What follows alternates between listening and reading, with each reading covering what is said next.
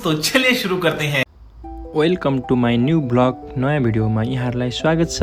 अहिले हामी वीरगञ्ज सहरभित्र छौँ।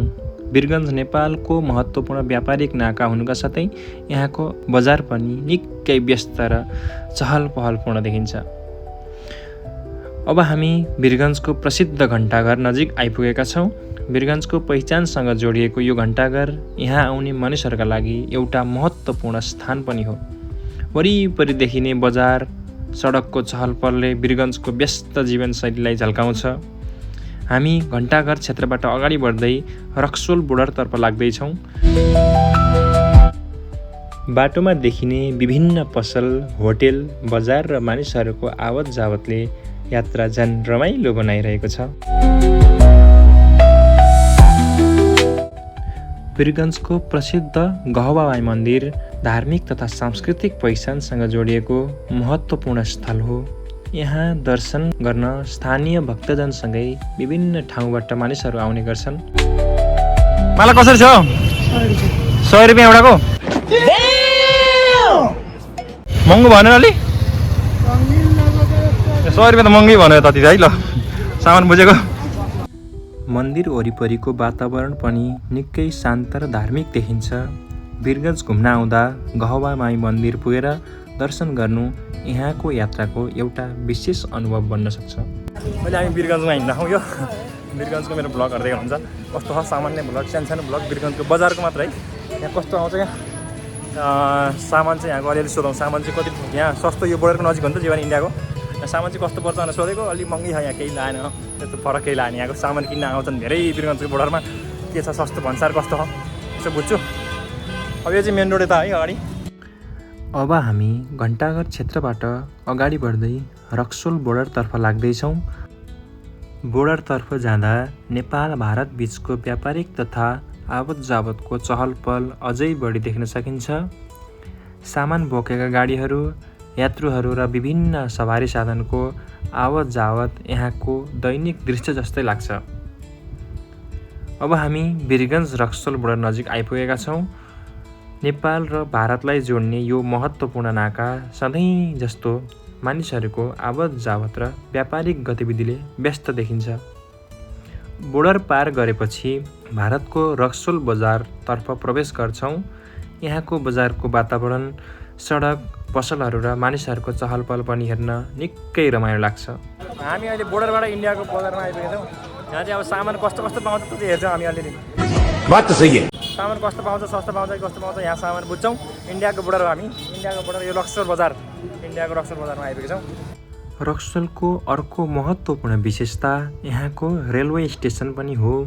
रक्सोलबाट भारतका विभिन्न प्रमुख सहरतर्फ रेल सेवा सञ्चालन हुने भएकाले यो क्षेत्र यात्रुहरूका लागि निकै महत्त्वपूर्ण देखिन्छ।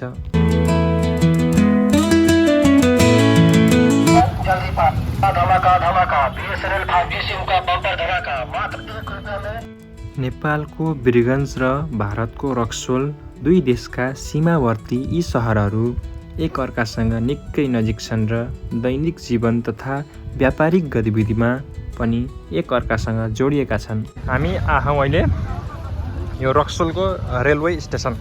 हामी यहाँ आइपुगेका छौँ। यहाँ चाहिँ कस्तो छ हजुर देखाउँछ। यहाँ रक्सोलको रेलवे स्टेसन आइरहेको हामी।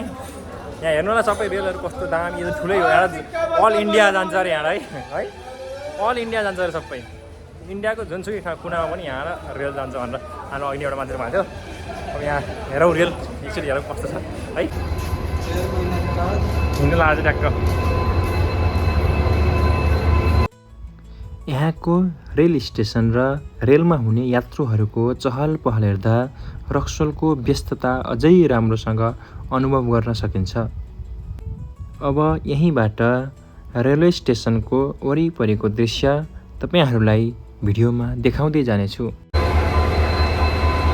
यो हो भारतको rail station, Raxaul rail station. वाह वाह वाह वाह।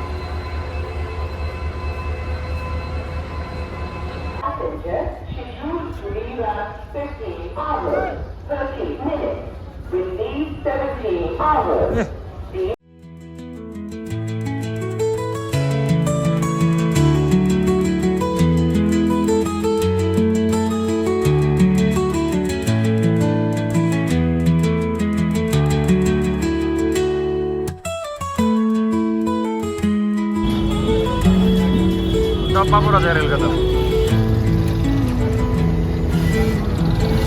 रेलको डब्बा पो रहेछ त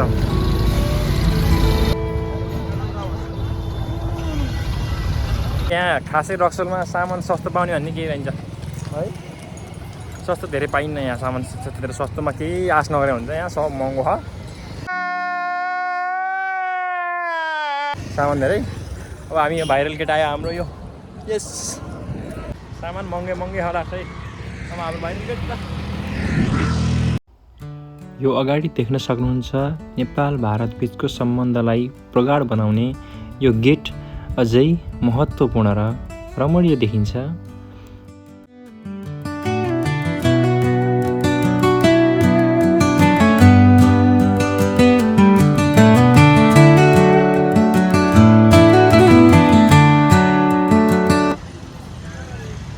हाम्रो वीरगञ्जको भाटपट्टि नि हैन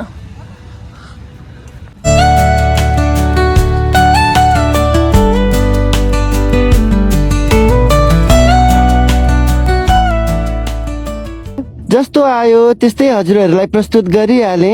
अब केटाकेटीहरूले आफ्नो रहर पुरा गर्नको लागि खोलेको च्यानल हो, सब्स्क्राइब चाहिँ गरिदिनु होला। धर्म हुन्छ।